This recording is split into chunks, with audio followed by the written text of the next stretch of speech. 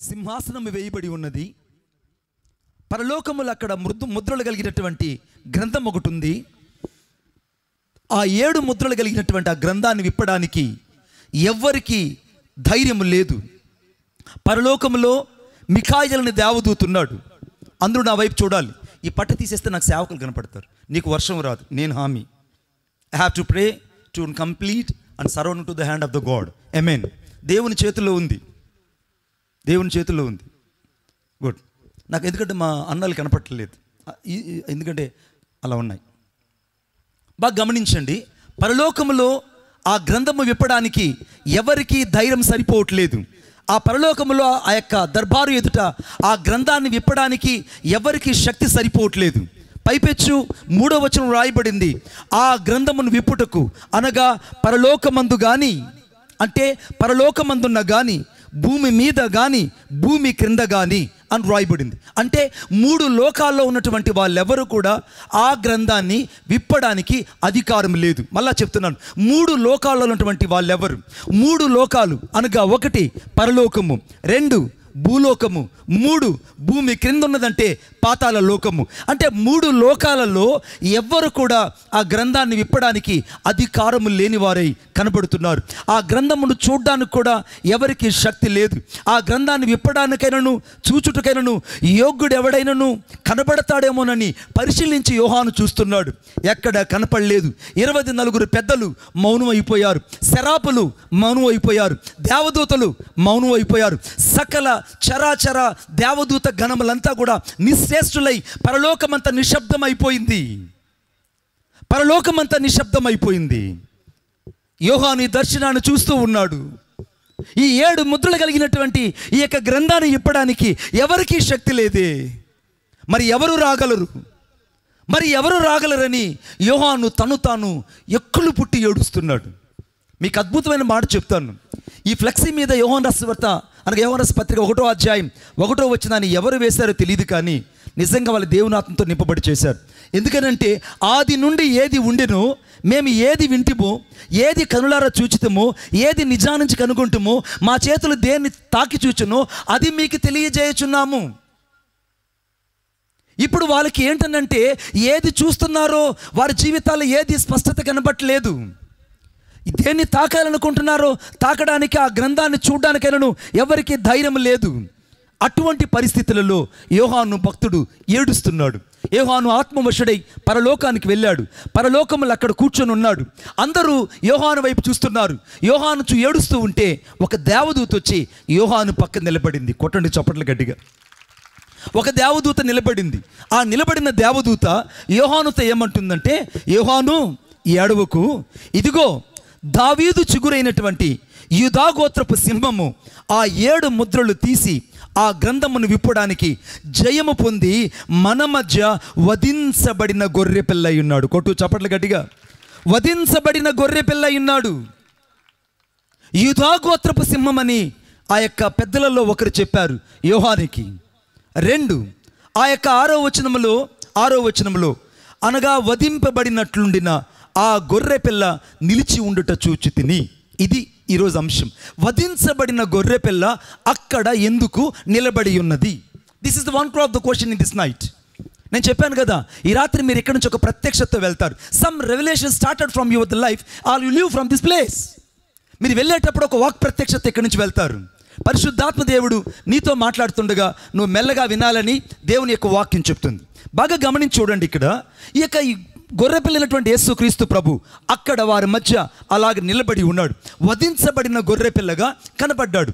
వధించబడిన గొర్రెపిల్లగా కనపడ్డాడు. బాగా గమనించండి. యేసుక్రీస్తు ప్రభు ప్రకటన గ్రంథంలో 5వ అధ్యాయంలో ఎప్పుడైతే వధించబడిన గొర్రెపిల్లగా కనపడ్డాడో ఇక సకల ప్రజలందరూ కూడా జయధ్వనాలతో దేవుని స్తుతించడం ప్రారంభించారు. కొట్టండి చప్పట్లు గట్టిగా, ఇంకా గట్టిగా. వధించబడినట్లున్న గొర్రెపిల్ల అక్కడ నిలిచి ఉండుట నేను చూచి తిని అని అంటున్నాడు. అసలు ఈ గొర్రె పిల్ల యేసుక్రీస్తు ప్రభు ఓ మంచి డ్రెస్ వేసుకొని లేదా అందమైనటువంటి ఒక డ్రెస్ వేసుకొని వారి మధ్య కనబడి ఉంటే ఎంత బాగున్ను. యేసుక్రీస్తు ప్రభు ఆయన అద్భుతమైనటువంటి అతి సుందరుడు, అతి కాంక్షణీయుడు, 10,000 మందిలో గుర్తింపగలిగిన వాడు. ఆయన చూసిన వాళ్ళందరూ మంత్రముగ్ధులైపోతారు. అంతటి ప్రేమ కలిగిన దేవుడు అక్కడ వధించబడినట్టు రక్తవర్ణ వస్త్రములు కలిగి, రక్తవర్ణ శోభితమైన వస్త్రాలు కలిగి అక్కడ ఎందుకు అనగా ఆ యొక్క పరలోకపు దర్బారులో నిలబడ్డాడు. ఈ రాత్రి దేవుడు నిన్ను ఒక అనుభవపూర్వకమైన కోణంలోకి నడిపించాలని ఆయన కోరుకుంటున్నాడు. ఆయన యోహానికి ఎందుకు అక్కడ వధించబడినట్లు గొర్రెపిల్లగా కనపడ్డాడంటే, ఆయన సకల మానవాళి కొరకు ఎలాగూ వధించబడ్డాడో అది తెలియచేయడానికే తన్ను తాను అక్కడ ప్రత్యక్షపరుచుకున్నాడు. కొట్టండి చప్పట్లు గట్టిగా. యేసుక్రీస్తు ప్రభువును చూస్తే మన జీవితాల్లో 2 అర్థమవుతుంది. 1, అద్దమును చూసినట్టు యేసు ప్రభువును చూసినట్టు. 2, యేసుక్రీస్తు ప్రభువును చూస్తే భవిష్యత్తును చూసినట్టు. యేసుక్రీస్తు ప్రభువును చూస్తే భూత భవిష్యత్తు వర్తమాన కాలాలన్నీ 1 సెకండ్లో కనబడతాయి. గట్టిగా ఆమేన్ చెప్పండి. ఇంకా గట్టిగా చెప్పండి. మంచి బ్యాక్గ్రౌండ్. యేసుక్రీస్తు ప్రభువును చూస్తే భూత భవిష్యత్తు వర్తమాన కాలాలు కనబడతాయి. ఈ రాత్రి నీకు భవిష్యత్తు గురించి దిగులుంటే, ఈ రాత్రి నీకు గతం గురించి ఇంకా ఆలోచన ఉంటే, ఒకవేళ జరుగుతున్న పరిస్థితులను బట్టి వర్తమానం గురించి ఈ రాత్రి నువ్వు అనేకసార్లు దిగులు పడుతుంటే భయపడవద్దు. భూత భవిష్యత్తు వర్తమాన కాలాలని ఎరిగిన దేవుని చేతిలో ఈ రాత్రి నువ్వు భద్రపరచబడి ఉన్నావు. కొట్టు చప్పట్లు గట్టిగా. దేవుని చేతిలో నువ్వు భద్రపరచబడి ఉన్నావు. ఈ రాత్రి నీ జీవితం ఒక ప్రశస్తమైనది. ఈ రాత్రి యేసుక్రీస్తు ప్రభు వధించబడినటువంటి గొర్రె పిల్లగా కనబడుతున్నాడు. కానీ ఆయన గుర్తించే వాళ్ళు ఇక్కడ కనబడడం లేదనేది దేవుని బాధ. Somebody cannot understanding to about the Jesus Christ. యేసుక్రీస్తు ప్రభు వధించబడినట్లు ఉన్నాడు, కానీ ఆయన గుర్తించిన వాళ్ళు ఈ రాత్రి చాలామంది ఇక్కడ ఉన్నారు. అబ్రాము మోరియా పర్వతం ఎక్కుతూ ఉన్నాడు. అబ్రాము మోరియా పర్వతం ఎక్కుతుంటే అబ్రాముతో పాటు తన కుమారుడైనటువంటి ఇస్సాకు కూడా వస్తున్నాడు. ఇద్దరు కలిసి మోరియా పర్వతం మీదకి వెళ్తున్నారు. మోరియా పర్వతంలో అనేకమైన ప్రశ్నలు అబ్రహాం మనసులో ఉన్నాయి. ఇప్పుడు దేవుడు ఏం చేయబోతున్నాడు? నా కుమారుణ్ణి బలి తీసుకుంటాడా? ఇచ్చేస్తాను. ఒకవేళ తీసుకోడా? సరే అనని అబ్రహాము ఏమాత్రం కూడా సందేహించకుండా దేవుని యొక్క పిలుపునందుకొని విశ్వాసమునకు కర్త అయినటువంటి దేవుని వైపు చూస్తూ మోరియా కొండ ఎక్కుతూ ఉన్నాడు. మోరియా కొండ దగ్గరికి వెళ్ళాడు. బలిపీఠాన్ని సిద్ధపరిచాడు. ఆ బలిపీఠం దగ్గర సాక్షాత్తు ఇస్సాకు చేతుల్ని కట్టడం ప్రారంభించాడు. ఇస్సాకు చేతులు కట్టడం ప్రారంభించాడు. ఇస్సాకు అడుగుతున్నాడు, నానా నా చేతులు కడుతున్నావు ఏంటి అని అంటే అబ్రాము మాట్లాడట్లేదు. నా చేతులు కట్టేస్తున్నావు ఏంటి నాన్న అంటే, బాబు నీ కొరకు నేను ఏమీ చేయలేని నిస్సహాయుడైన తండ్రిని. నేను తండ్రి చేత పంపించబడ్డాను. తండ్రి స్వరాన్ని నేను విన్నాను. అది ఇప్పుడు నేను చేయాలనుకుంటున్నాను అనగానే ఇస్సాకు భయపడిపోయి, తండ్రి నీ చిత్తాన్ని నేను అప్పగించుకుంటానని సంపూర్తిగా అబ్రహాము చేతుల్లోకి ఇస్సాకు ఒదిగిపోయాడు. ఇక ఇస్సాకు కాళ్ళు చేతులు బంధించబడి ఒక్కసారిగా ఆ బలిపీఠం మీద పెట్టేశాడు. బలిపీఠం మీద పెట్టగానే అబ్రహాము కత్తి తీసుకొని ఒక్కసారిగా ఇస్సాకును చంపడానికి, బలి ఇవ్వడానికి కత్తి అమాంతంగా పైకి లేపాడు. కత్తి పైకి లేపాడన్న మాటే కానీ దేవుడు పరలోకంలో నుండి అబ్రహామా అబ్రహామా ఆగు అన్నాడు. బాగా ఆలోచించాలి అందరూ. అబ్రహామా ఆగు అన్నాడు. దేవుడు ఎందుకు బలికి రమ్మని చెప్పింది తనే. బలిపీఠం సిద్ధపరిచింది, విశ్వాసంతో చేస్తున్న పనిని దేవుడు చూస్తున్నది తనే. ఇక కాళ్ళు చేతులు కట్టేటప్పుడు దేవుడు చూస్తూనే ఉన్నాడు. అక్కడ నిప్పుల మీద పెట్టడానికి సిద్ధంగా అయినప్పుడు దేవుడు చూస్తూనే ఉన్నాడు. ఇక కొద్ది సెకండ్లో 2 ముక్కలు చేయబోయే సమయానికి అబ్రహామా ఆగు అన్నాడు. దేవుని చిత్తం ఎలా ఉంటుందంటే, నిన్ను చాలాసార్లు దేవుడు పరీక్షిస్తాడు, పరిశోధిస్తాడు, అణిచివేస్తాడు, కుదిలిస్తాడు, చాలాసార్లు కదిలిస్తాడు. ఎందుకు అణచి కుదిలించి కదిలిస్తాడు అని అంటే, నిన్ను పడద్రోయడానికో చంపడానికి కాదు బిడ్డ, నేను పరిపూర్ణమైన పరిశుద్ధుని చేయడానికి. కొట్టు చప్పట్లు గట్టిగా. పరిపూర్ణమైన పరిశుద్ధుని చేయడానికి. ఈ రాత్రి చాలామంది సేవకులు సేవా జీవితంలో అనేక సార్లు విరిగి నలిగిన హృదయాలతో సేవ చేస్తుంటారు.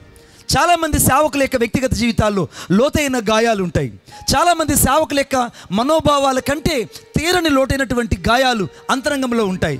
కానీ వారి గాయాల గురించి ఎవ్వరూ పట్టించుకోరు, వారి గురించి ఎవరు ఆలోచించరు, వారి క్షేమం గురించి సంఘం ఆలోచించదు, వారి గురించి వారి పిల్లల గురించి సంఘం పట్టించుకోదు. కానీ నా ప్రభు అయిన యేసయ్య అంటున్నాడు, తన సేవకుని క్షేమం చూచి ఆనందించేవాడు ఈ రాత్రి నేను ప్రకటిస్తున్న దేవుడు. తన సేవకుని క్షేమం చూచి ఆనందించేవాడు. ఈ రాత్రి సేవకుని యొక్క క్షేమాన్ని కోరుకునే వాళ్ళు ఈ ప్రపంచంలో ఎవ్వరు ఉన్ననా లేకపోయినా, ఒకవేళ ఉన్నా నా దేవుని కంటే ఎక్కువ మాత్రం కానే కాదు. ఆమేన్ చెప్పండి గట్టిగా. నా దేవుడు సేవకుని యొక్క క్షేమం చూచే దేవుడు. ఇప్పుడు అబ్రహాము తన సేవకుడు కనుక తన సేవకుని క్షేమాన్ని చూస్తున్నాడు. ఈ రాత్రి నువ్వు భయపడవద్దు.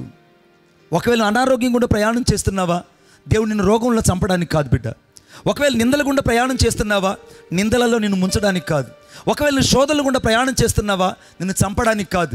ఒకవేళ ఇరుకైన మార్గంలో నువ్వు నడిపింపబడలేక చాలాసార్లు కృంగిపోతున్నావా, నిన్ను పడద్రోయడానికి కాదు.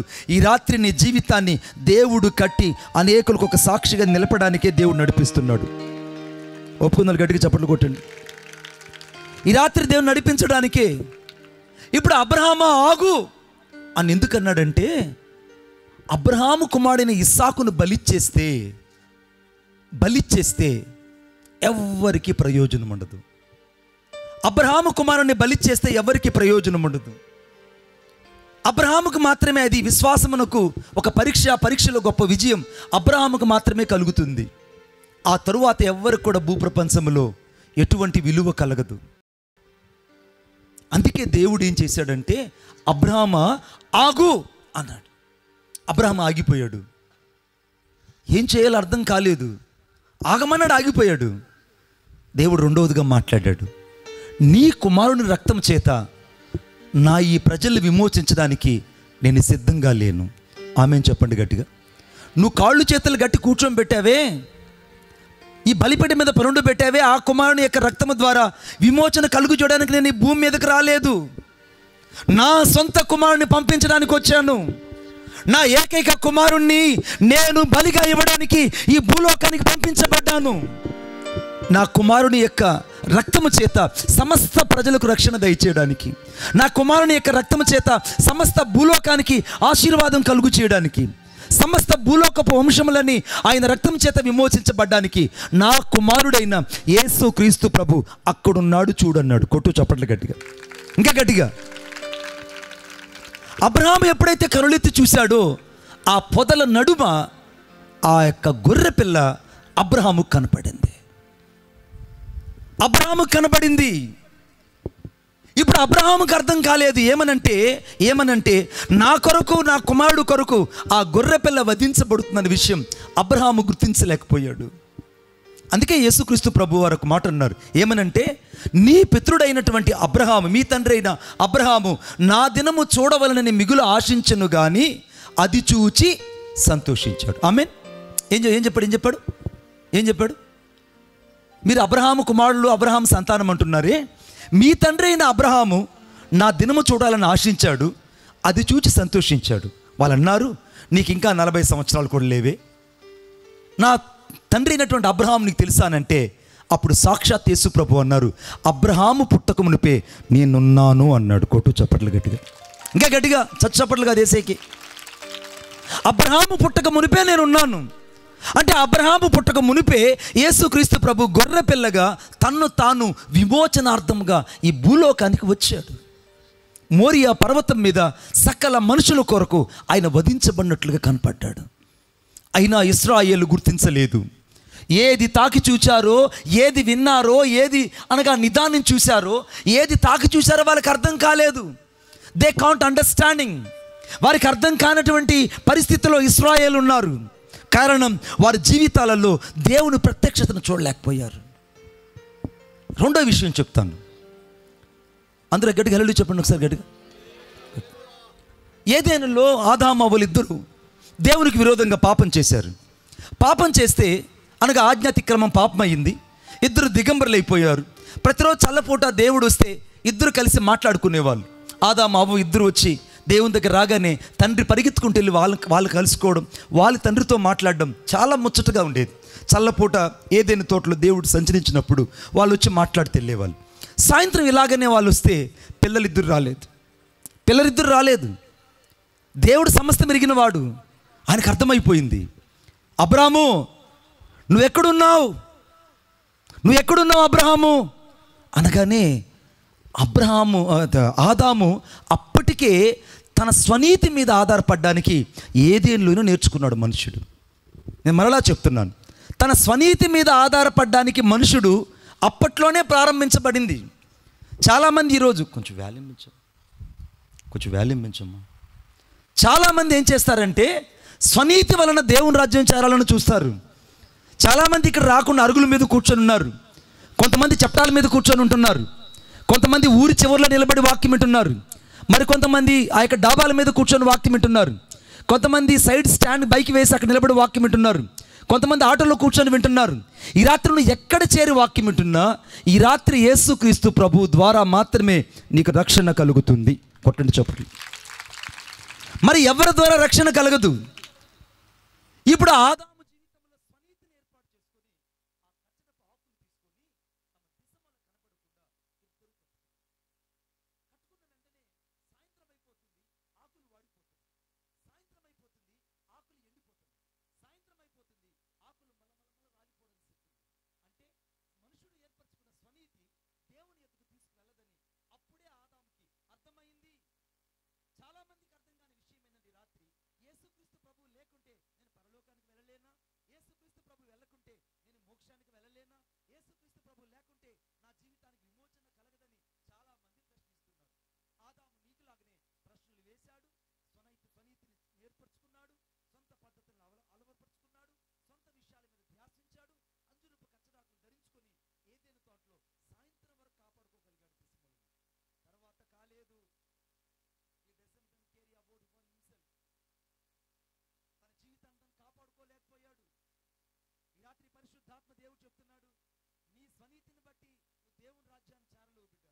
నువ్వు బాప్తిస్తాన్ని వాయిదా వేసుకుంటుంటే, ఇంకా నువ్వు రక్షణ నిర్లక్ష్యం చేస్తుంటే, ఇంకా నువ్వు దేవుని యొక్క మాటను విని కూడా ఇంకా లోతైన పశ్చాత్తాపం కలగకుండా, ఇంకా అంతరంగంలో పాపాన్ని విడిచిపెట్టకుండా క్రీస్తుకి నీ హృదయాన్ని అప్పగించకుండా పోతే ఇంకా నువ్వు స్వనీతి జీవితంలో ఉన్నట్టే. నీ స్వనీతి నీకు రక్షణ కలుగు చేయదు. ఆదాము వాళ్ళిద్దరూ స్వనీతి చేత కచ్చడపాకులు ధరించుకొని దేవుని దగ్గరకు వచ్చారు. దేవుడు అన్నాడు, ఏంటి ఆ ఆదాము ఇలా అయింది నీ పరిస్థితి అంటే, నేను కదయ్యా అమ్మాయి చేసింది పని అంతా.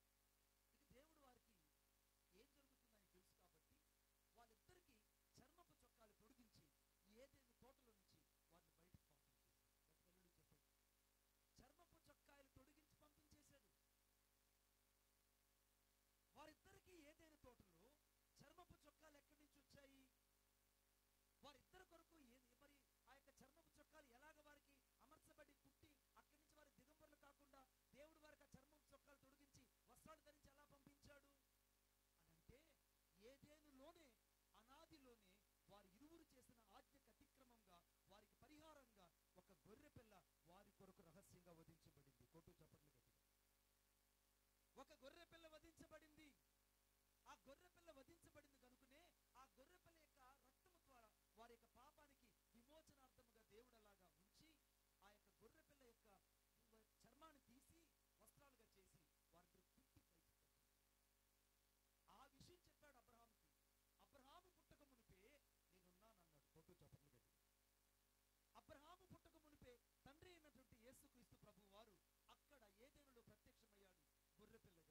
తిరిగి మోరియా పర్వతంలో ప్రత్యక్షమయ్యాడు.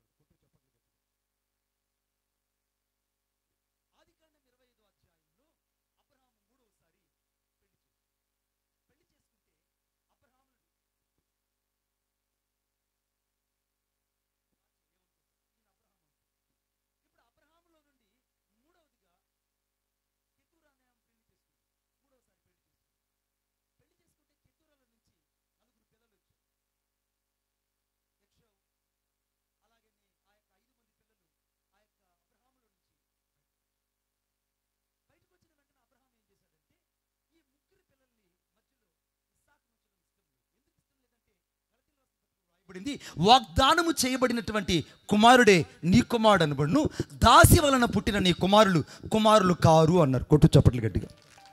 వాగ్దానం చేయబడిన వాడే నీ కుమారుడు. ఇప్పుడు వాగ్దానం చేయబడిన వాడు ఒక్కడే. కుడి హస్తం పైకెత్తున్నాను. వాగ్దానం చేయబడిన వాడు ఒక్కడే. ఇతడు దాసి వలన పుట్టినవాడు, ఇతడు కూడా 3వ భార్య అయినటువంటి కెతూరా వలన పుట్టినటువంటి పిల్లలు. ఇప్పుడు యొక్క అబ్రహాం ఏం చేశాడంటే, వీళ్ళందరూ ఒక దగ్గర ఉండడం మంచిది కాదని ఉపపత్నుల యొక్క కుమారులకి బహుమతులు ఇచ్చి తూర్పు దేశమున తూర్పు తట్టుకు ఈ కెతూరా సంతతిని పంపించేశాడు. కెతూరా సంతతి ఇప్పుడు ఎక్కడికి వెళ్ళిపోయిందంటే తూర్పు దేశాన తూర్పు తట్టు వెళ్ళిపోయారు. వాళ్ళు ఏమైపోయారో మళ్ళీ 25వ అధ్యాయం నుంచి అప్ టు మళ్ళీ ఎక్కడ కనపడలేదు. ఆమేన్. అబ్రహాం సంతతి అలాగా ఆగిపోయిందని ప్రపంచం అంతా అనుకున్నారు. ఇప్పుడు దేవుని ఉద్దేశం ఏంటంటే ఒకవైపున అనగా ఇస్సాకును బలిచ్చి ఈ వంశాన్ని ఆశీర్వదించడానికో దేవుడు సిద్ధంగా లేడు బిడ్డ. అందుకే అబ్రహాము ఆగు అన్నాడు. ఎందుకు ఆగమన్నాడంటే, నీ చిత్తమేంటో నేను చూపిస్తాను, నా చిత్తమేంటో సకల జనులకు తెలియపరుస్తానన్నాడు. ఆమేన్ చెప్పండి గట్టిగా. మళ్ళా చెప్తాను, దేవుని చిత్తం నీకు అర్థం అవ్వాలంటే ముందు నీ స్వచిత్తం చావాలి. స్వచిత్తం ఎప్పుడైతే నీకు చస్తుందో అప్పుడు దేవుని చిత్తం నీకు అర్థమవుతుంది. ఇప్పుడు చెప్తున్నాను చూడండి, ఈ కెతూరా సంతతి వెళ్ళిపోయారు, ఏమయ్యారు వారు కనపడలేదు. కానీ మత్తయి సువార్త 2వ అధ్యాయం 1వ వచనంలో తూర్పు దేశము నుండి తూర్పు తట్టు నుండి తూర్పు జ్ఞానులు యేసుక్రీస్తు ప్రభు నక్షత్రాన్ని వెతుక్కుంటూ వచ్చారు. కొట్టండి చప్పట్లు గట్టిగా. ఈ కెతూరా సంతతిని దేవుడు తూర్పు దేశానికి పంపించేసినప్పుడు వారు తూర్పు దేశంలోకి వెళ్ళి ఆస్ట్రానమీ అలాగనే సంఖ్యాశాస్త్రాన్ని జ్యోతిష్ శాస్త్రాన్ని చదివి వాళ్ళ ఆ యొక్క శాస్త్రాల్లో ప్రావీణ్యత సంపాదించారు.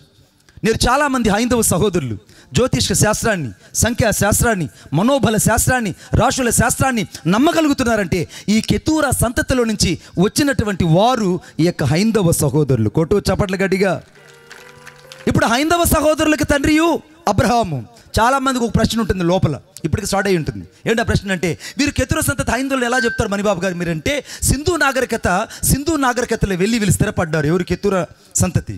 సింధు నాగరికత, పంజాబ్ నాగరికత, ఈ ప్రదేశాలంతా కూడా మెసొపొతేమియా నాగరికతలో వీళ్ళు స్థిరపడిపోయినందువల్ల ఇక్కడి నుంచి ఆర్యులు, శూద్రులు, ఆ యొక్క వైశ్యులు అందరూ కూడా భారతదేశానికి వచ్చారు. అంటే కెతూరా సంతతి ఆ యొక్క మెసొపొతేమియా నాగరికతలో, సింధు నాగరికతలో వారు అక్కడ స్థిరపడి కేవలం వారు అన్యజనులుగా మార్చబడి సంఖ్యాశాస్త్రాన్ని, జ్యోతిష శాస్త్రాన్ని నమ్మి వారు తిరిగి యేసు ప్రభుని వెతుక్కుంటూ వచ్చిన వాళ్ళు, ఆ తూర్పు దేశం వచ్చినటువంటి వాళ్ళు కెతూరా సంతతి. కొట్టు చప్పట్లు గట్టిగా. హైందవ సహోదరులు. ఇప్పుడు అబ్రహాములో నుంచి ఒకవైపున ముస్లిం సహోదరులు వచ్చారు, అబ్రహాములో నుండి క్రైస్తవ జనాంగం ఉన్నటువంటి యూదులు, ఇశ్రాయేలు వచ్చారు, అబ్రహాములో నుండి హైందవ సహోదరులు వచ్చారు. ఇప్పుడు యేసు క్రీస్తు ప్రభు సకల ప్రజలకు రక్షకుడై నిలబడ్డాడు. కొట్టుకు చప్పట్లు గట్టిగా, ఇంకా గట్టిగా. ఇప్పుడు అబ్రహాముతో దేవుడు చెప్పాడు, అబ్రహాము ఆగు, ఈ బిడ్డల ద్వారా నేను రక్షణ ఇవ్వడానికి రాలేదు, ఈ బిడ్డ ద్వారా రక్షణ ఇవ్వడానికి రాలేదు. నీకు పుట్టాడు ఇస్సాకు ద్వారా కూడా రక్షణ లేదు. నాకు పుట్టిన కుమారుడు ఒకడున్నాడు, నీ వెనక మరుగు చేయబడ్డాడు, వధించబడిన గొర్రె పిల్లగా ఆ పొదల చాటున్నాడు. నీవు తగ్గు, నా కుమారుడు నీకు ప్రతిగా, నీ కుమారుడుకు ప్రతిగా వధించబడతారనగానే కుమారులందరూ మోకరించండి. ఇప్పుడు కుమారులందరూ ఒక్కసారిగా మోకరించగా వీరందరికి ప్రతిగా వధించబడిన గొర్రె పిల్లని యేసుక్రీస్తు ప్రభు మోరియాలో వధించబడ్డాడు. కొట్టు చప్పట్లు ఇంకా గట్టిగా. ఇప్పుడు దేవుని ఉద్దేశం ఏంటంటే, ఆ మోరియాలో ప్రత్యక్షమైంది సాక్షాత్ యేసుక్రీస్తు ప్రభు, సకల జనులకు రక్షకుడు అయ్యాడు.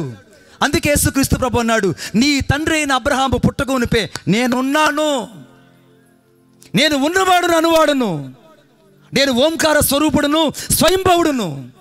దేవుడు అంటే అర్థం ఏంటి తెలుసా? దేని చేత ఉత్పన్నం కానివాడు. అంబస్య నారే భువన్నస్య నకస్య నహావృష్టి నహోతో నహియాన్ సర్వేశ్వరం సర్వస్యం ఏషం సర్వేషం ఏషం సర్వస్య యశోంతర్యా మేషాయేని ఓం శ్రీ మృదమజయాయ నమః. భూత భవిష్యత్ వర్తమాన కాలంలో దేని చేత ఉత్పన్నం కానివాడు దేవుడు. నరబలి చేత నరులకు రక్షణ ఇవ్వడానికి వచ్చినవాడు కాదు, తన స్వరక్తము చేత సకల జనులను దేవుని ఎదుగు చేర్చగలిగిన వాడే నరావతారి అయిన నజరేయుడైన యేసుక్రీస్తు ప్రభు. కొట్టు చప్పట్లు గట్టిగా. నరావతారి అయిన నజరేయుడైన యేసుక్రీస్తు ప్రభువు. అప్పుడు అర్థమైంది అబ్రహాముకి, ఓహో అందుకే దేవుడు నా కుమారుడు బలి వద్దన్నాడు, దాసుల కుమారుల బలి కూడా వద్దన్నాడు. యోహాను రాసిన సువార్త 3వ అధ్యాయం 16వ వచనములో దేవుడు లోకమును ఎంతో ప్రేమించును కాగా తన అద్వితీయ కుమారుని యందు విశ్వసించి ప్రతివాడు నశింపక నిత్య జీవం పొందినట్లు. అద్వితీయ కుమారుడు అని అంటే is the only begot of the son. అద్వితీయం అంటే ఇంకా ద్వితీయం లేదు, రెండవ కుమారుడు లేడు దేవునికి. అర్థమవుతుంది చెప్తే అద్వితీయం అంటే అర్థం ఏంటి? అద్వితీయం అంటే అర్థం ఏంటి? ఇంకా ద్వితీయం రెండవది లేదు. ఏకైక కుమారుడు నజరేయుడైన యేసుక్రీస్తు ప్రభు ఆ మోరియా పర్వతములో ఈ 4 జాతుల కొరకు, ఈ 3 జాతుల కొరకు వధించబడగా ఆ రక్తము చేతనే ఈ రాత్రి నీకు నాకు రక్షణ అనుగ్రహించబడింది. ముస్లిం సహోదరులకు రక్షణ యేసుక్రీస్తు ప్రభు ద్వారా, అనగా హైందవులకు యేసుక్రీస్తు ప్రభు ద్వారా రక్షణ, చివరకు క్రైస్తవులు అనబడిన వారికి యేసుక్రీస్తు ప్రభు వల్లే రక్షణ, యూదులకు యేసుక్రీస్తు ప్రభుల రక్షణ, ఇశ్రాయేలుకి యేసుక్రీస్తు రక్షణ. అందుకే అపోస్తలుల 10వ అధ్యాయం 36వ వచనం రాయబడింది, యేసుక్రీస్తు ప్రభు అందరికీ ప్రభు అయి ఉన్నాడు. ఈ రాత్రి నేను ప్రకటిస్తున్న దేవుడు ఒక ప్రాంతానికో వర్గానికో చెందిన దేవుడు కాదు. భూలోక సకల జనులు ఆయన ఎదుట సాష్టాంగపడి నమస్కరించగలిగిన ఏకైక దేవుడు నేను ప్రకటిస్తున్న నజరేయుడైన యేసుక్రీస్తు ప్రభు. కొట్టు చప్పట్ల గట్టిగా. థ్యాంక్ యూ అన్న. పాస్టర్స్ మీకు చాలా వందనాలు. పాస్టర్స్ గట్టిగా చప్పట్లు కొట్టండి. వాళ్ళ వయసు చాలా పెద్దది. థ్యాంక్ యూ అయ్యగారు. థ్యాంక్ యూ తమ్ముడు. నువ్వు అబ్రాహం సూట్ అయిపోతావు. గుడ్, నీ వయసుకి తగ్గట్టు. రెండోది చూద్దాం. నేను సమయాన్ని దృష్టిలో పెట్టుకుంటా, సమయం నాకు తెలుసు. Okay good. నాతో పాటు చూద్దాం. నిర్గమకాండం అందరూ బైబిల్ తీయాలని కోరుకుంటున్నాను. 12వ అధ్యాయము. ఈ బ్యాటిల్ కదులుతున్నాయి, మైక్ కదులుతుంది, దానికి ఏదైనా పెట్టినాను, తాడు పెట్టరా, ఇప్పుడు కాదు, మళ్ళీ ఇంటికి వెళ్ళిన తర్వాత. 12వ అధ్యాయం 6వ వచనం, అంతే కదా? 12వ అధ్యాయం 6వ వచనం, నిర్గమకాండం 12వ అధ్యాయం 6వ వచనం చదవండి. ఒకరు సహాయం చేయడం. ఒకరు నిర్దోషైన ఏడాది మగ పిల్లను తీసుకున్న వాళ్ళను, చాలు బిడ్డ, నిర్దోషైన ఏడాది మగ గొర్రె పిల్లను తీసుకున్న వాళ్ళని ఐగుప్తు దేశంలో ఒక గొర్రె పిల్ల కనపడింది. ఇప్పుడు మోరియా పర్వతంలో కనబడిన గొర్రె పిల్ల యేసుక్రీస్తు ప్రభువుని ఇశ్రాయేలుకి అర్థం కాలేదు. ఏది చూచారో, ఏది నా చూచారో, ఏది తాకి చూచారో వాళ్ళకి అది అర్థం కాలేదు. ఇప్పుడు రెండోది ఐగుప్తు దేశంలో కనపడింది గొర్రె పిల్ల. దాదాపు 400 సంవత్సరాలు ఇశ్రాయేలు బానిసత్వంలో ఉన్నారు. బానిస చెరలో వారు మగ్గిపోతున్నారు. బయటకు తీసుకోవడానికి ఎవరికి కూడా అధికారం లేదు. ఫరో సైన్యాన్ని ఎదిరించే ధైర్యం ఎవరికి లేదు. ఫరో దగ్గర ఇనపర దశ్వాలు ఉన్నాయి, భయంకరమైనటువంటి మహాసైన్యం ఉన్నది. శత్రు బలం కంటే మించిన శత్రుత్వమైనటువంటి జ్ఞానము ఆ యొక్క ఫరోకు ఉన్నది. ఫరోని ఎదిరించే జ్ఞానం భూమి మీద ఎవ్వడికి లేదు. ఈ బానిసత్వం నుంచి ఇశ్రాయేలు బయటకు రాలేక 400 ఏండ్లు వాళ్ళు మగ్గిపోతున్నారు. మోషేని దేవుడు అక్కడికి పంపించాడు. మోషేకి దేవుడు ఒక పెద్ద కర్రనిచ్చి, లేదా పెద్ద కత్తినిచ్చి, ఆల్బర్టే గారు పెద్ద కత్తినిచ్చి, అర్థమైందా, పెద్ద పిడుబాకునిచ్చి పంపించి వాళ్ళ మీద యుద్ధానికి వెళ్ళమని ఉంటే సూపర్గా ఉండేది. నాకు తెలిసినంతవరకు ఎంత బాగుండేదంటే నాన్నగారు నవ్వుతున్నారు. ఒక మంచి హిప్నటైజం కత్తి ఒకటి చేసి, అర్థమైందా, ఆ కత్తిలా తీగానే 1000 మంది చచ్చిపోవడం, ఈ కత్తిట వరలోంచి తీగానే 2000 మంది చచ్చిపోవడం చేసి ఒకటి సూపర్గా ఉండేది. ఎందుకంటే ఏదో ఒక హిప్నటైజ్ చేయడానికి వచ్చాడు ఒక మనిషి అని అందరూ నమ్మేవాళ్ళు. దేవుడు ఎప్పుడు కూడా బలం మీద పనిచేయడు. దేవుడు ఎప్పుడు కూడా కులం మీద పనిచేయడు. దేవుడు ఎప్పుడు కూడా జనం మీద పనిచేయడు. దేవుడు ఎప్పుడు కూడా స్వశక్తి మీద ఆధారపడడు. దేవుడు ఎప్పుడు కూడా మనుషుని బలాన్ని ఆధారం చేసుకోడు. దేవుడు ఎప్పుడు కూడా తన మీద ఆధారపడిన వారిని నడిపించడానికి భూలోకానికి ఇష్టపడతాడు. కొట్టు ఇంకా గట్టిగా, చచ్చుచప్పట్లు కాదు ఏసైకి. ఒకవేళ ధనాన్ని బట్టి చేస్తే సంవత్సరం కంటే ఎక్కువ చేయలేం పరిచర్య. ఓయ్ మిమ్మల్ని, ధనం బట్టి పరిచర్య చేస్తే సంవత్సరం కంటే ఎక్కువ పని చేయలేం. ఒకవేళ ధనాన్ని బట్టి జనాన్ని బట్టి చేయగలిగితే ఒక 2 సంవత్సరాల కంటే ఎక్కువ పరిచర్య చేయలేం. ఒకవేళ కులాన్ని బట్టి చేయగలిగితే ఓహో అంటే ఒక 3 ఏళ్ళు 4 ఏళ్ళ కంటే ఎక్కువ చేయలేం. కులమైన, ధనమైన, జనబలమైన, ధనబలమైన ఏవైనా నీ జీవితంలో ఏమీ చేయలేవు. కానీ యేసయ్య బలం చేత మాత్రమే, అందుకే శక్తి చేతను బలము చేతను కాక నా ఆత్మ చేతను ఇది జరుగుతున్న దేవుడు చెప్పినట్టు ఆత్మ చేత మాత్రమే దేవుడు తన ప్రజలకు విమోచన దయచేస్తాడు. కొట్టు. రెండో విషయం చెప్తున్నాను. ఇప్పుడు ఇశ్రాయేల్ అందరూ చూస్తున్నారు, అదేంటండి మోషే దగ్గర కర్రలే, ఒక ఎండిపోయిన కర్ర ఒకటే ఉంది, అహరోను చేతిలో కర్ర ఉంది, మా దగ్గర ఏం కత్తులు ఆయుధాలు ఏమీ లేవు, మరి మాకు ఎలా విడుదల కలుగుతుంది అని అంటే అద్భుతాలు అప్పటికే 10 అద్భుతాలు జరిగిపోయాయి. విడుదల కలగల. ఐగుప్తు దేశం అంతా క్షీణమైపోయింది. ఐగుప్తు దేశం అంతా అల్లకొల్లోలం అయిపోయింది. వారికి విడుదల కలగలేదు. దేవుడు మాట్లాడాడు, మోషే మోషే ఇప్పుడు దాకా 10 అద్భుతాలు చేశాను, నేను విడుదల కలగలేదు. ఫరో మనసు మారలేదు, ఫరో హృదయం కఠినత్వం మారలేదు. అప్పుడు ఎలా ఉన్నాడు అలాగనే ఉన్నాడు. మొదటి అద్భుతం ఎలాగా ఫరో ఉన్నాడు, 10వ అద్భుతం కూడా అలాగనే ఉన్నాడు, మారలేదు. నేను ఇప్పుడు ఒక అద్భుతం చేస్తా.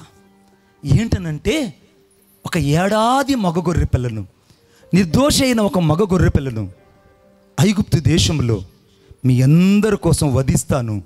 ఆ గొర్రెపిల్ల ఎవరో కాదు, సాక్షాత్తు నా అద్వితీయ కుమారుడైన నజరేయుడైన యేసుక్రీస్తు ప్రభు.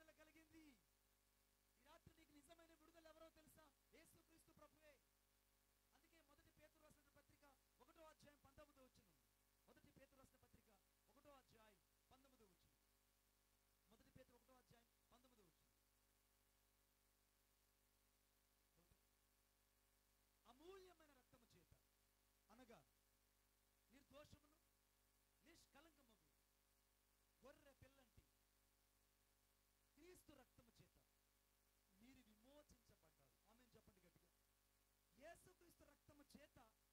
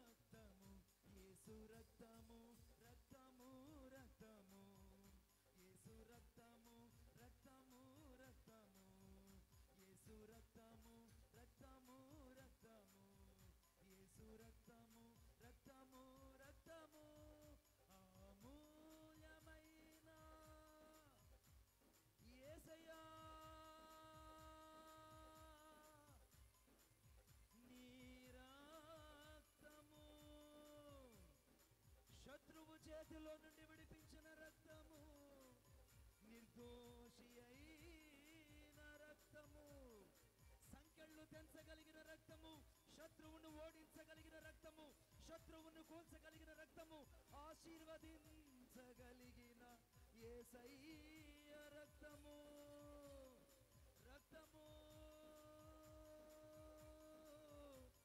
యేసయ్య రక్తము. రులమా షబరా బలా బారి బలా బరబా, రక్తము యేసయ్య రక్తము.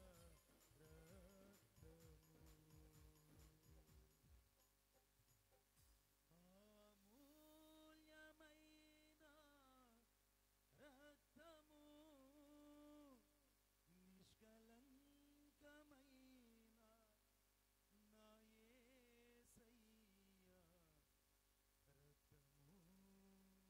చేసింది.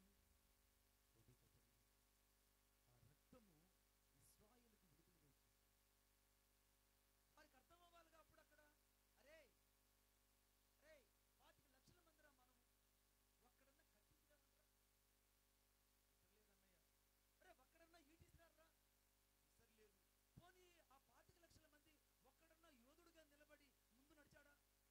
పోనీ ఆ 25 లక్షల మందిలో ఒక్కడైనా తొడగొట్టి ముందుకొచ్చి నేను మిమ్మల్ని నడిపిస్తానని ఒక్కరైనా చెప్పగలిగారా? మరి ఎవరు విడిపించారు మిమ్మల్ని? They can't understanding the what God among to the Egypt. అందుకే ఏది ఉండెనో ఆదిలో అది గమనించలేదు. ఏది ఉండిందో అది గమనించలేదు. ఏ పస్కాబలను తాకారో అది క్రీస్తుని గుర్తించలేదు. దేని గురించి వారు ఐగుప్తు దేశంలో విన్నారో ఆ విన్న దాని గురించి ఆలోచించలేకపోయారు. ఈ రాత్రి చాలా మంది ఇక్కడ వేడుక చూడడానికి వచ్చిన వాళ్ళు ఉన్నారు. మరికొంత ఈ రాత్రి ఏం జరుగుతుందో చూద్దామని వచ్చిన వాళ్ళు ఉన్నారు. ఈ రాత్రి వర్షం పడితే బాగుండని ఆలోచించే వాళ్ళు మరొకరు ఉన్నారు. రకరకాలుగా ఆలోచించారు. కానీ నా యేసు రక్తం ఇక్కడ నిలబడి ఉన్నందున శత్రువుల మీద విజయాన్ని కలుగు చేసింది. కొట్టు చప్పట్లు గట్టిగా. శత్రువు మీద విజయాన్ని దయచేసింది యేసయ్య రక్తం. ఈ రాత్రి దేవుని ప్రేమ చెప్తుంది.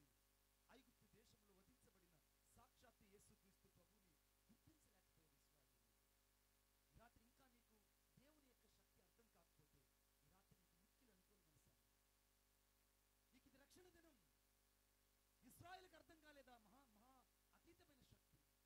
ఈ రాత్రి నీకు యేసయ్య అర్థమయ్యాడా? అర్థమైతే నీ రక్షణ నిర్లక్ష్యం చేసుకోవు, నీ బాప్తిసం వాయిదా వేసుకోవు. నీ జీవితాన్ని సంపూర్తిగా యేసయ్య చేతికిచ్చి ఈ రాత్రి ఆయన రక్తం చేత కడగబడి ఇక్కడి నుంచి నువ్వు పరిపూర్ణుడుగా పరిశుద్ధుడుగా వెళ్తావు. కొట్టు చెప్పండి. మూడో విషయం చెప్తాను. పాత నిబంధన అంతా అయిపోయింది.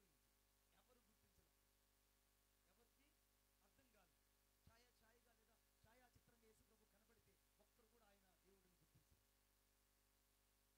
యోహాను వచ్చాడు. యోహాను యోర్దాను నదిలో తిరుగుతూ ఉన్నాడు. యోహాను యోర్దాను నదిలో తిరుగుతుంటే ప్రజలందరూ యోహాను దగ్గరికి వచ్చారు. చాలా మందికి ఉన్నటువంటి ఒక గుణలక్షణం ఏంటంటే కడుపు మార్చుకున్న సేవకులు ఎవరు పట్టించుకోరు. అర్థమవుతుందా? ఆ సేవకుడు కారు, ఒక బంగళా, ఒక హోదా కలిగి ఉంటే వాళ్ళ దగ్గరికి ఎదురుబడి కలిగిస్తారు. ఏ బిడ్డ, నీ ఊర్లో నీ సేవకుడు నీ కోసం కన్నీరు కార్చి ప్రార్థన చేస్తున్నాడు. నీ కుటుంబ క్షేమం కోసం ప్రార్థన చేస్తుంది నీ సేవకుడు. నీ రక్షణ కోసం ప్రార్థన చేస్తుంది నీ సేవకుడు. నువ్వు ఏ సంఘములు అయితే నిలబడ్డావో ఆ సంఘంలో నిలబడ్డానికైనా నీకు శక్తిని బలాన్నిచ్చి తన స్థానంలో నిలబడాలని నీ క్షేమం కోరిన వాడు నీ సేవకుడు. నీ సేవకుని వదిలిపెట్టి ఇంకొకరితో తిరుగుతావా? నువ్వు సిగ్గు లేదు? నీ సేవకుడిని, కన్న సంఘాన్ని, కన్న తల్లిని అని చెప్తా ఒక మాట నీకు అయ్యా, నీ బిడ్డను వదిలిపెట్టి పక్కన పెట్టి ముట్టుకోకపోతే వాళ్ళు ఊరుకుంటారు. ఏం చేస్తారు? ఏం చేస్తారు అన్న?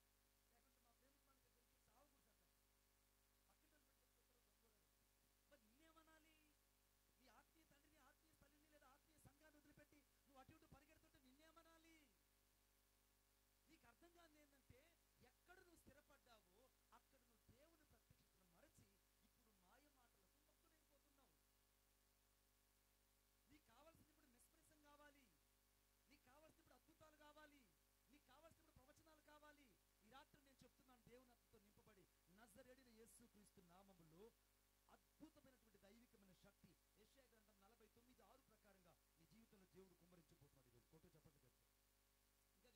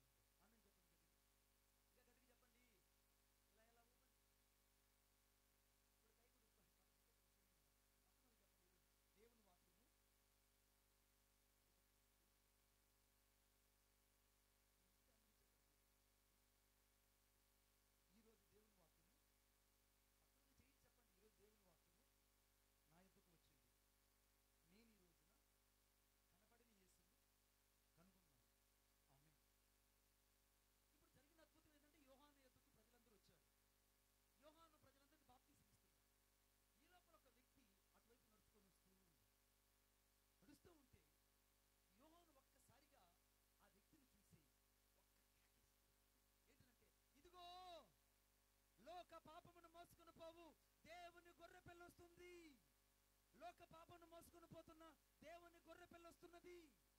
లోక పాపాన్ని మోసుకొని పోతున్నటువంటి గొర్రె పిల్ల ఇక్కడ నిలిచి ఉన్నది. కేకలేయగానే అందరూ కుమారుడు కదా, ఇది యేసేపు మరియా కుమారుడు కదా,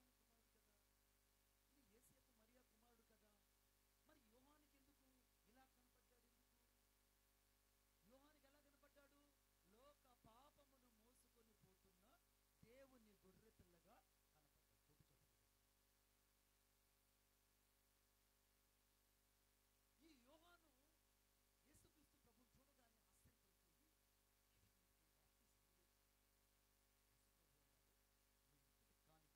వచ్చి 40 రాత్రులు 40 పగలు అనగా ఆ యొక్క అరణ్యంలో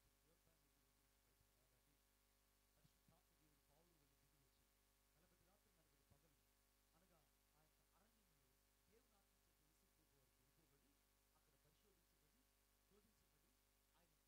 యేసుక్రీస్తు వారు కొనుక్కోబడి అక్కడ పరిశోధించబడి శోధించబడి ఆయన పూర్ణుడై బయటకు వచ్చి పరిచయం జరిగిన అద్భుతం ఏంటంటే, ఏ యోహానైతే చదువుతారా మాట ఒకసారి, మొదటి యోహాను రాసినటువంటి సువార్త 1వ అధ్యాయం 29 29 చూచి, ఇదిగో లోక పాపను మోసుకుని పోతున్న దేవుని గొర్రె పిల్ల. 39 చదువు బిడ్డ, 39 36 అతడు నడుచుచున్న యేసు వైపు చూచి, ఇదిగో దేవుని గొర్రె పిల్లని పెట్టాడు. మొదటి చెప్పండి కదా, మీరందరూ ఒకసారి నా వైపు చూడండి, ఒకసారి నా వైపు చూడండి. ఏంటంటే యోహానుకేమో మొదటిసారి యేసుక్రీస్తు ప్రభు లోక పాపము మోసుకొని పోతున్న దేవుని గొర్రె పిల్లగా కనపడింది. రెండవది 36వ వచనంలో దేవుని గొర్రె పిల్లగా, అంటే ఒకే వ్యక్తికి యేసుక్రీస్తు ప్రభు 2 రకాలు కనపడ్డాడు. ఆమె చెప్పండి కనపడ్డాడు లేదా? ఎందుకు కనపడ్డాడు? మొదటి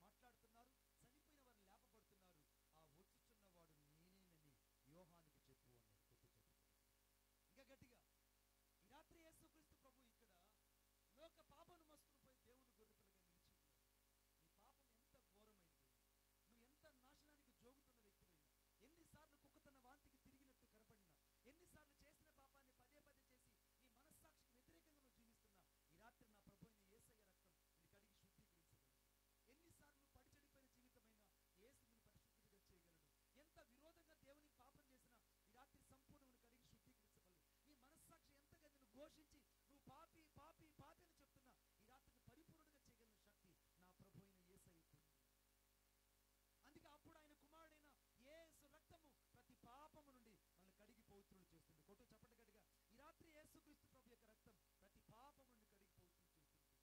నువ్వు అంజుడువైనా, విగ్రహారాధికుడైనా, నాస్తికుడైనా, ఒకవేళ ఇప్పుడే వచ్చిన వ్యక్తివైనా, ఒకవేళ క్రీస్తుకి ఇంకా వ్యతిరేకంగా ఉన్నా, ఒకవేళ క్రీస్తుని కూడా ఇంకా పాపం చేస్తున్నా, నువ్వు బలహీనుడైనా, భక్తిపరుడైనా, నీతిమంతుడైనా, అనీతిమంతుడైనా, ఒకవేళ వెలుగు సంబంధమైన, చీకటి సంబంధమైన, శరీరంతోడైనా, ఆత్మతోడైనా, ఈ రాత్రి భక్తిపరుడైనా, భక్తిహీనుడైనా యేసు ఒక్కడే నీకు రక్షణ కలిగించు. ఫోటో చెప్పలుగా యేసు ఒక్కరే నీకు రక్షణ కలుగు చేయగలడు.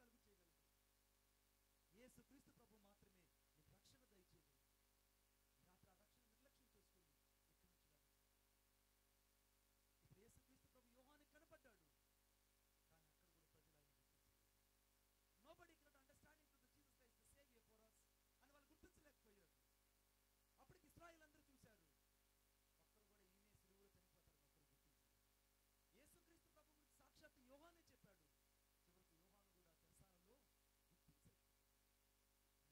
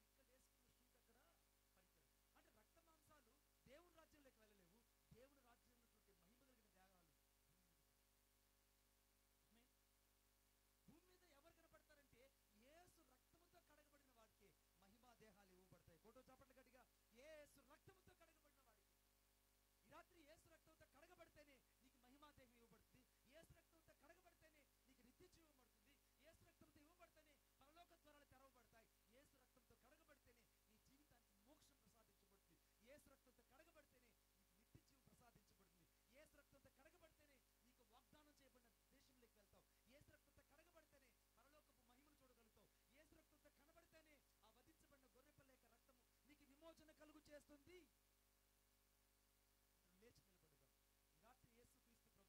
లేచి నిలబడదాం.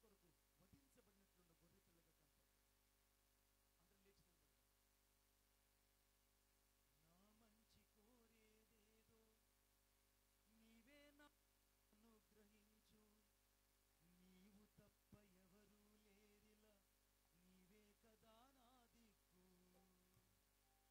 వధించబడినట్లున్న గొర్రె పిల్లగా కనపడతాం. అందరూ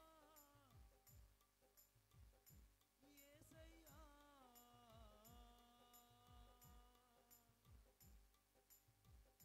నిలబడదాం.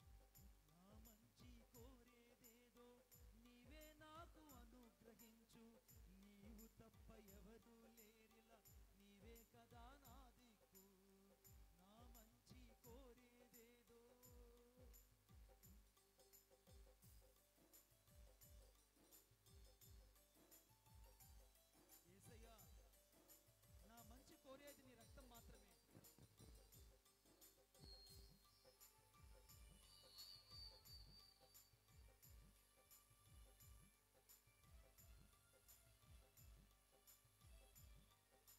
Yes, Lord. Amen.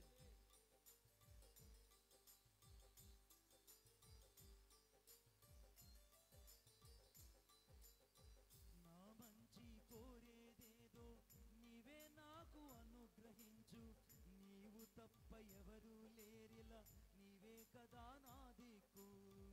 నరమాత్రుడనో ప్రభువా నశించి పోనీకయ్యా, నరమాత్రుడనో ప్రభువా నశించి పోనీకయ్యా, నాశ నీవేనయ్యా, నీవు లేక నేలేనయ్యా, నాశ నీవేనయ్యా, నీవు లేక నేలేనయ్యా. అనంత జ్ఞాని అనంత జ్ఞాని విశ్వానికి యజమాని, నా హృదయపు అభిమాని, నా జీవిత చుక్కాని నీవే యేసయ్యా. యేసయ్యా యేసయ్యా యేసయ్యా యేసయ్యా యేసయ్యా యేసయ్యా యేసయ్యా.